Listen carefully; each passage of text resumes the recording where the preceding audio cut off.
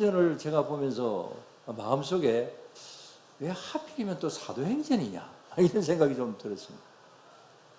왜냐하면 저는 그동안에 35년간의 저의 그 목회 철학과 목회 방법을 여러분들의 머릿속에 다 지우려고 생각을 하고 있습니다. 또 그런 면으로 또 이제 간간히 말씀을 드리기도 하고 그런데 근데 저의 목회 철학과 목회 방법이 가장 많이 담겨져 있는 성경이 어느 성경? 사도행전이거든요. 그래서 저는 지우려고 생각을 하는데 또 이게 사도행전이 또 계속 되면서 그러면서 이건 제 생각하고는 참 다르구나라고 하는 어떤 그런 생각과 함께 그러나 저는 지금 이제 앞으로 이 사도행전을 계속해서 연구를 해야 됩니다. 어느 단체에서 이 사도행전의 성령의 역사를 연구하라는 그런 연구원 원장을 이제 원장이라는 직책을 저한테 주었습니다. 그렇다고 해서 연구비는 전혀 없고요.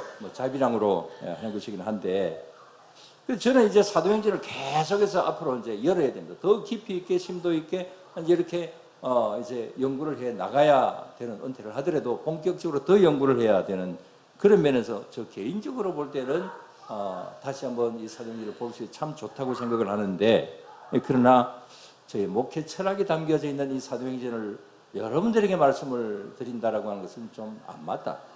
그런 생각이 좀 들기도 했습니다. 그러나 이 모든 일들은 하나님께서 하시는 일이기 때문에 뭐 저에게도 유익하고 여러분들에게도 유익하게 될 줄로 믿습니다. 그래서 오늘도 이 시간 이 사도행전에 대한 말씀을 드립니다. 그런 면에서 오늘 제목을 먼저 말씀을 드리면 제목을 다 같이 한번 봅시다.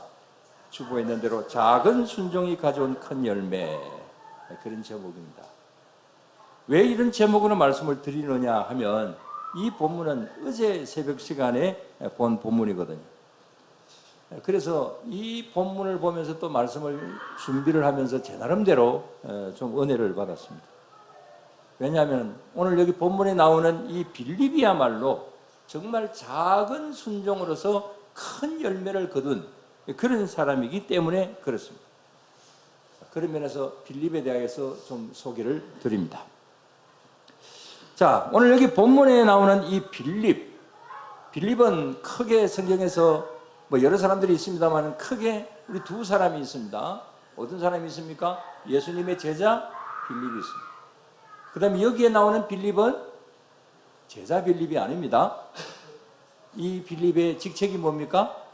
집사님이죠. 집사님 빌립입니다. 이 빌립의 이름이 최초로 나오는 것은 사도행전 6장 5절에 보면 7 집사님을 선택을 할 때에 두 번째 나오는 집사님 이름이 바로 빌립입니다. 그 다음에 빌립은 8장 5절에 보면 핍박을 피해서 어디로 피난을 갑니까? 사마리아로 피난을 갑니다. 근데 거기 가서도 멈추지 않고 계속해서 복음을 전하죠. 그랬더니 귀신이 떠나가고 많은 병자들이 이제 치유가 되는 그런 역사가 일어납니다. 또 마술사 시몬이라고 하는 사람이 이제 전도되는 어떤 그런 일들도 일어납니다. 근데 오늘 말씀에 보면 또 어떤 일들이 일어납니까? 우리 26절 말씀을 다시 한번 봅시다. 주의 사자가 빌립에게 말하여 이르되 일어나서 남쪽으로 향하여 예루살렘에서 가사로 내려가는 길까지 가라 하니 그 길은 광야라 그랬습니다.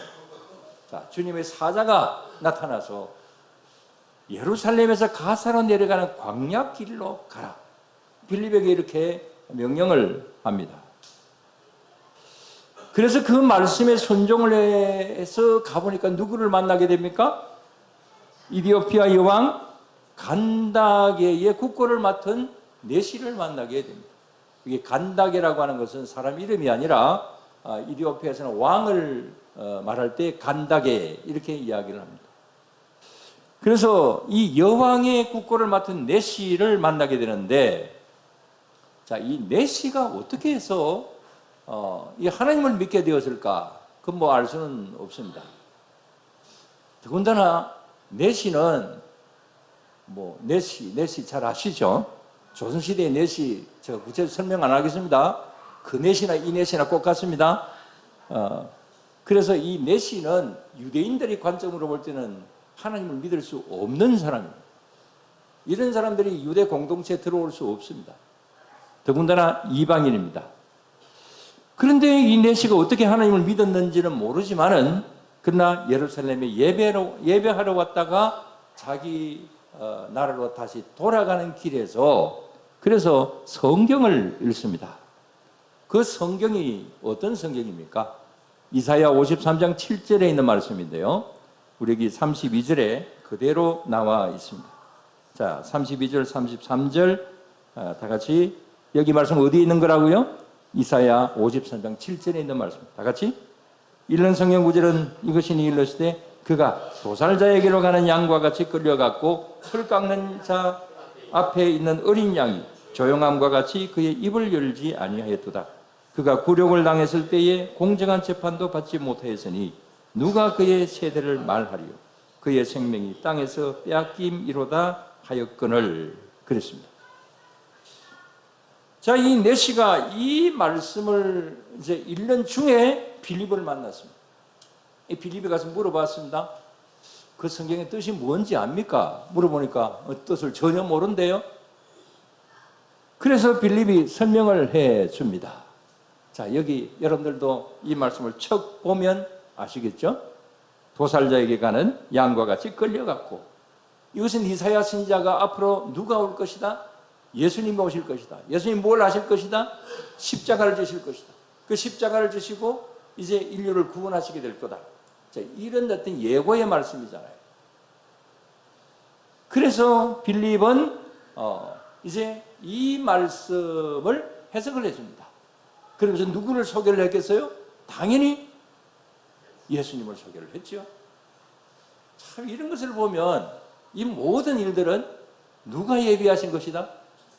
하나님이 예비하신 거죠. 하필이면 다행스러운 거지만 그러나 그냥 다른 말로 하필이면 어떻게 이 성경을 읽었을까요? 하고 많은 말씀들 중에.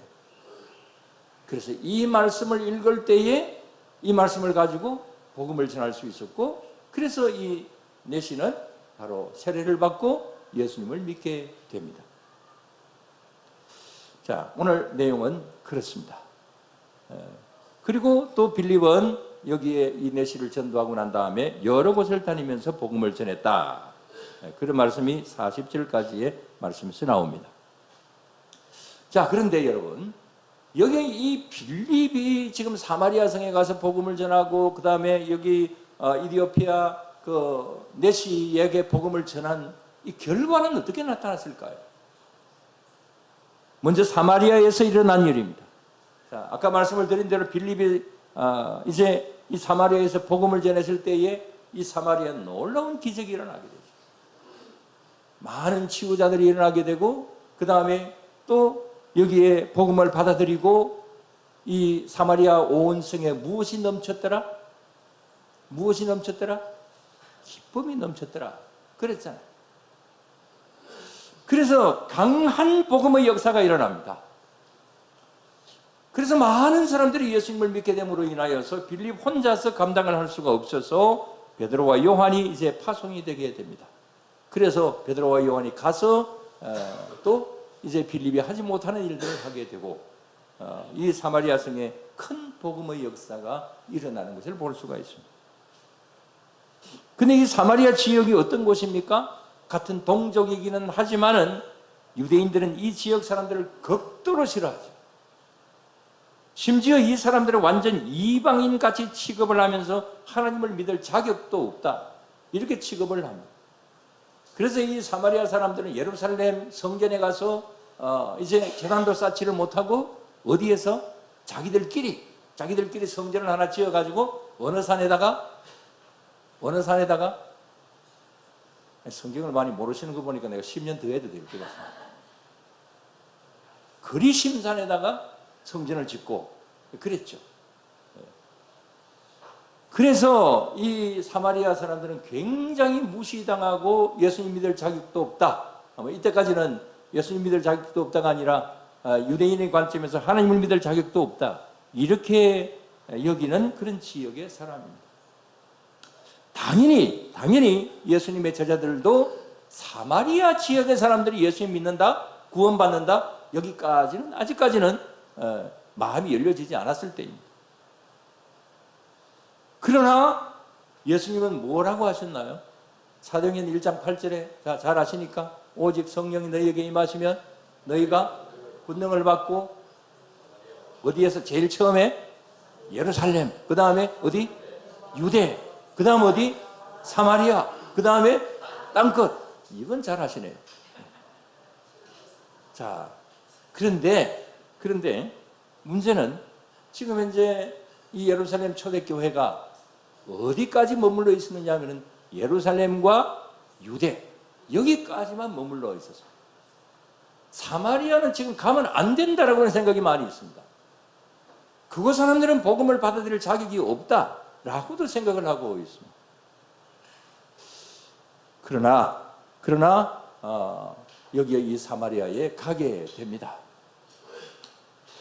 근데 이 가게 된 배경이 좀 그렇습니다. 자, 여러분, 조금 전에 예수님께서 사도행전 1장 8절에서 가서 복음을 전하라 그랬죠? 제자들이 갔을까요? 안 갔을까요? 예수님 명령하셨잖아요. 명령하셨는데 사마리아나 땅끝까지 갔을까요? 안 갔을까요? 안 갔습니다. 언제까지 안 갔을까요? 구체적으로 기간까지 다 말씀을 드리기는 좀 그렇지만 한 3년 정도 안 갔다고 보고 있습니다. 그래서 사마리아나 땅끝에 갈 필요가 없다, 이렇게 생각을 하고 있었던 것이죠. 그래서 예수님의 이 말씀을 듣고도 한 3년 정도는 아예 유대 지역에만 머물러 있었던 어떤 그런 가운데 있었습니다. 오직 어디까지만? 예루살렘과 유대 지역에만 머물러 있었습니다. 그러다가 약 3년여 만에 사마리아로 갑니다. 다른 나라들도 갑니다. 무엇 때문에 갑니까? 8장 1절에 그 이유가 있습니다. 다 같이. 사울은 그가 죽임당함을 마땅히 여기더라. 그날에 예루살렘에 있는 교회에 큰 박해가 있어 사도 외에는 다 유대와 사마리아 모든 땅으로 흩어지니라. 사도들만 남고 교인들은 다 이제 흩어집니다. 이유가 뭡니까? 박해가 있기 때문에. 지금 예루살렘에 머물러 있을 수가 없어요. 그래서 이제 각 곳으로 흩어지는데 이것은 스데반이 순교를 당한 다음에 이제 적시로 일어났던 큰 핍박이죠. 그래서 흩어졌는데 빌립이 어디를 갑니까? 사마리아 땅으로 가게 되지. 사마리아 땅이 좋아서 간 것이 아닙니다. 피해서 가는 겁니다. 숨으러 가는 겁니다. 어쨌거나 이렇게 해서 이제 사마리아로 갑니다. 다른 나라들로 갑니다. 좋은 의미로 간 것이 아닙니다. 굉장히 어려우니까, 핍박을 당하니까 갔습니다. 그래서 전에 이런 말씀들을 드렸습니다. 사도행전 1장 8절을 행하지 않으면 어떻게 된다? 8장 1절이 된다. 이건 제가 지어낸 말이거든요. 제가 지어낸 말 중에 굉장히 선교적인 면으로 유명한 말이라고 생각하는데 인정을 안 하십니다. 사도행전 1장 8절을 행하지 않으면 뭐가 온다? 핍박이 온다. 그래서 핍박이 오다 보니까 어쩔 수 없이 이렇게 열려지는 겁니다. 그러면서 우리 교회도 항상 우리끼리만 좋으면 안 돼요. 사마리아와 땅끝까지 우리도 나가야 됩니다. 이걸 제가 원활하게 잘하지 못한 것이 참 너무 좀 아쉽기도 합니다. 자, 그런데 오늘 말씀을 드리고자 하는 것은 이 사마리아 이 전도의 문을 연 사람에 대하여서, 자, 연 사람이 누구라고요? 빌립이죠. 근데 사실은 빌립이 원해서 그곳에 간 것이 아니잖아요. 어쩔 수 없이 그곳에 피신을 갔습니다. 그렇지만 주님께서 일찍이 어디에서나 때를 얻든지 못 얻든지 복음을 전하라고 하는 그 말씀에 순종을 해서, 그래서 어쩔 수 없이 갔지만 주변에 있는 사람들에게 전도를 하게 된 것이죠. 그러다 보니까 빌립이 생각지도 못한 그런 놀라운 역사가 일어나게 되고 대단한 선교의 문이 이 사마리아 지역에서 이제 열려지게 된 것이죠. 그 다음에 여기 이디오피아 내시에게 복음을 전한 일도 마찬가지입니다. 이 일도 아주 큰 결과를 가져왔습니다. 자, 그건 아프리카 땅에 맨 처음으로 복음이 전해지는 역사가 일어나게 된 겁니다. 그 다음에 아까 내시는 어떻다고요? 유대인들이 생각할 때는 내시는 하나님을 믿을 자격이 없다. 더군다나 온전한 사람이 아니고 내시기 때문에. 그러니까 더 이제 하나님을 믿을 수가 없는 사람입니다. 그러나 복음은 어떤 사람에게든지 전해져야 되는 것이 그것이 주님께서 원하시는 것이죠.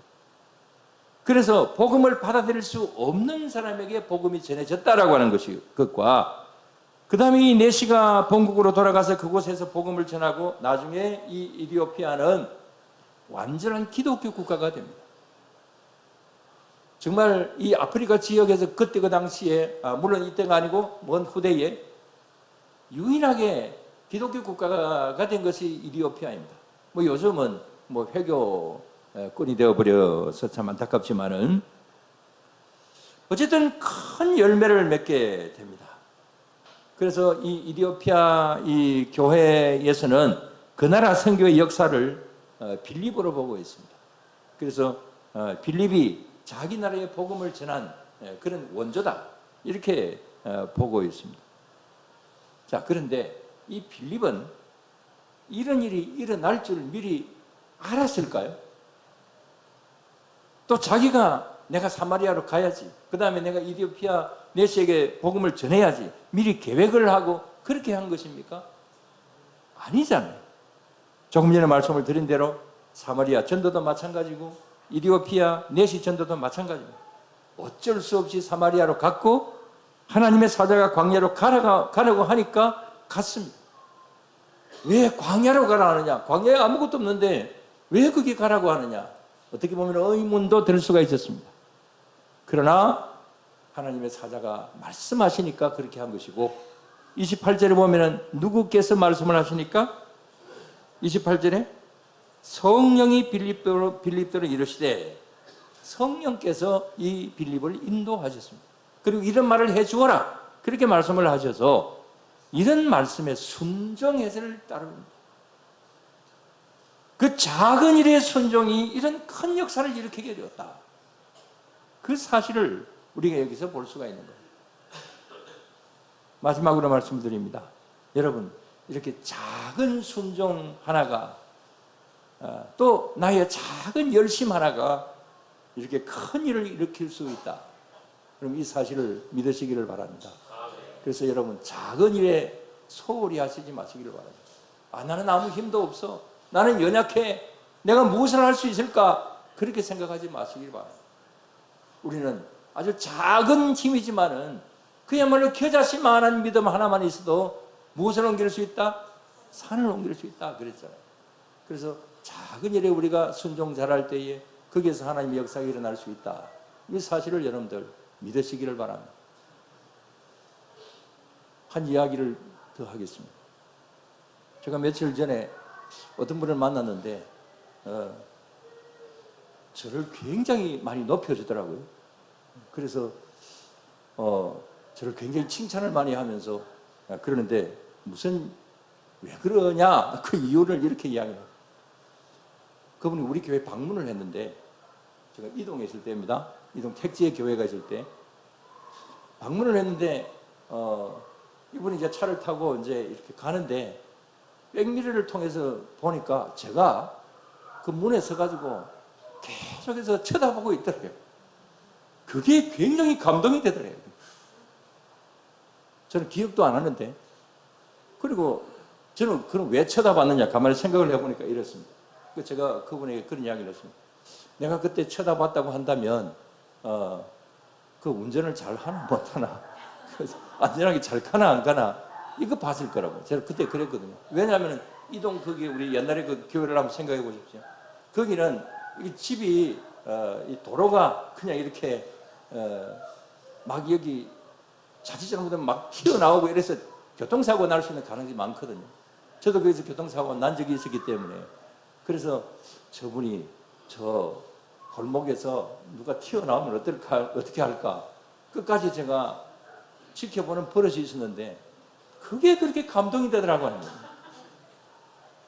그래서 참 사람도 참 칭찬받는 것도 희한한 일들 때문에 칭찬받는다. 여러분, 아주 작은 일이지만은 그 일이 옳은 일이라고 생각한다면 어줍지 않은 것이라도 여러분들 시행을 할 때에 어떤 사람에게는 감동이 되더라. 그런 겁니다. 그래서 여러분 좋은 일들을 하시기 바랍니다. 그거 쳐다보고 좋은 일 절대로 아닙니다. 아니지만 정말 어떤 사람에게 있어서는 진짜 말 한마디가 천냥빚을 갚는다 그런 말도 있듯이 작은 내 성의 하나가, 작은 내 시선 하나가 이렇게 많은 사람을 감동을 시킬 수도 있더라. 그런 말씀을 드립니다. 제가 말씀을 드렸습니다만 웨일즈 부흥운동이 왜 일어났습니까? 우리나라에 어떤 토마스 선교사님이 젊었을 때에 그 웨일즈 지역에서 열심히 신앙생활을 했던 그것이 계기가 되게 됩니다. 그리고 그 교회 작은 소녀들이 열심히 기도하고 있었고 그 기도를 모체로 해서 거기 웨일즈 부흥운동이 일어났다. 오늘 여기에 우리 작은 소녀들이 있습니다. 우리 학생들이 있습니다. 여러분, 우리 학생들 내 하나님 앞에 향한 그 열심 하나가, 그 기도 하나가 많은 여기 있는 어른들을 움직일 수가 있다. 웨일즈 부흥운동은 그렇게 일어났다. 그 사실과 우리나라 1907년 평양 장대인 교회의 역사도 역시 마찬가지죠. 이때의 핵심 인물이 누굽니까? 1907년에 장대인 교회의 핵심 인물 길선주 목사님이잖아요. 길선주 목사님이 유명한 분이었을까요? 아닙니다. 지금이야 우리가 길선주 목사님 굉장히 유명하다 그렇게 이야기하지만 그때는 신학생이었습니다. 아무도 알아주지 않는 신학생. 그때는 조사라 그랬죠. 이 길선주 조사가 신학생이에요. 이제 거기에서 기도운동을 일으키고 그러니까 거기에서 이렇게 놀라운 부흥의 역사가 일어나게 되었던 것이죠. 올해 2월 달에 에즈버리 부흥운동 말씀을 드린 적이 있습니다. 거기도 몇몇 대학생들이 모여서 찬송하고 기도하는 가운데서 그 에즈버리 대부흥운동이 일어나게 되었습니다. 오늘 이런 말씀을 드리는 것은 빌립은 자신이 의도도 하지 않았고 자신이 계획도 하지도 않았고 앞으로 어떻게 될 것이다라고는 전혀 예상도 하지 못하지만 단지 하나님의 말씀에 순종해서 그래서 가다 보니까 이런 굉장히 큰 열매를 거두게 되었다. 이런 사실을 보여주는 말씀들입니다. 우리 교회는 작은 교회 속에 속합니다. 또 그 다음에 여러분들 중에는 나는 뭐 아무것도 할 수 없다 생각을 하실 수도 있지만 여기 빌립은 어떤 사람이라 했습니까? 제자 빌립이 아니라 그냥 집사님 빌립입니다. 집사님 빌립이 이렇게 큰 일을 일으켰던 것처럼 저와 여러분들도 얼마든지 할 수 있습니다. 큰 일의 시작은 작은 믿음의 순종으로부터 온다. 이 사실을 여러분들 믿으시고 우리도 할 수 있다. 나도 할 수 있다. 여기 95세, 6세 되는 우리 국회의원 집사님도 할 수 있다. 뭐 손 들고 할 수 있다 한번 해보세요. 무슨 말인지 모르세요? 우리 모두 다 할 수 있다. 주님 앞에 내가 기도하고 내가 순종하고 주님의 말씀에 작은 일에 우리가 순종할 때에 하나님께서는 우리를 사용하셔서 큰 일을 도모할 수 있다. 이 사실을 믿으시고 앞으로 더욱더 이런 면으로 주님 앞에 기도하며 나아갈 수 있는 빌립이 될 수 있게 되기를 주의 이름으로 축원합니다. 기도드리겠습니다. 하나님 아버지 감사를 드립니다. 주님 작은 힘이지만 그러나 거기에 생명이 있고 거기에 불씨가 있을 때에 하나님께서는 그것을 사용하셔서 큰 일을 일으키시는 줄로 믿습니다. 작은 불꽃 하나가 큰 불을 일으키듯이 우리가 찬양을 합니다마는 찬양만 할 것이 아니라 그런 믿음을 가질 수 있도록 항상 우리들에게 함께하여 주시옵소서.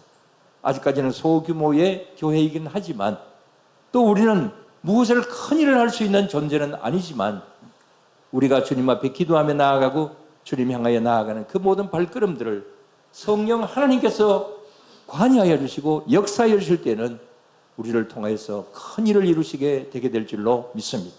날마다 나아가는 우리의 모든 생활들이 이런 면으로 열려질 수 있게 하여 주시고 순종할 수 있는 우리 모두가 다 되게 하여 주시옵소서. 모든 건 예수님 이름으로 기도드리옵나이다.